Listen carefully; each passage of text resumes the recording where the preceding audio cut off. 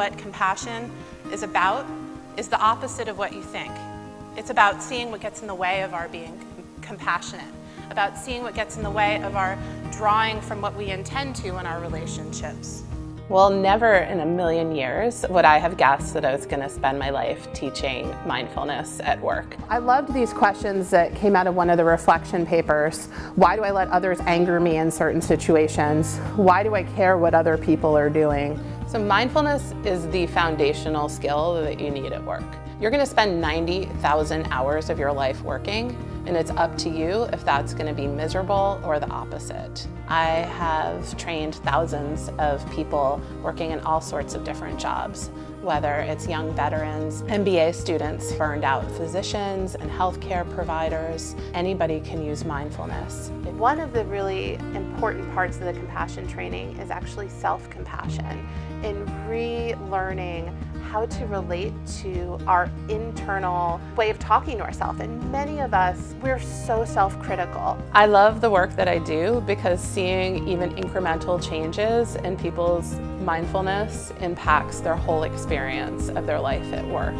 So this just shows that there's things that we can do on our end with compassion training that even if the external situation at work or home doesn't change, our experience of it improves. When I was in college, 2 back-to-back tragedies changed the course of my life. The first was that my best friend from childhood was overcome by mental illness and committed suicide. And on the heels of that, my father was diagnosed with the cancer that would eventually take his life. I left Stanford, got a backpack, and went to northern India to live in Tibetan refugee communities. And what I saw there changed the course of my life. And I had the opportunity to spend time with the Dalai Lama and was inspired by his combination of being so practical and at the same time above the fray and churn that so many of us feel overwhelmed by. I'm really irritated because I don't like how you're sitting right now. Or it might be, I'm really irritated because my husband got home later with the car than he said he was going to and I was running late to get here.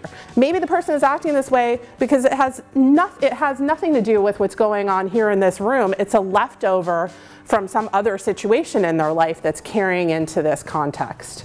Companies are scalable, but leaders aren't. Companies are spending over $14 billion a year in leadership development, and they're still coming up short. Longer hours are not the solution to better work. What people need is the ability to put their attention on their priorities. You need to take responsibility for your own work life, and you need to start right now.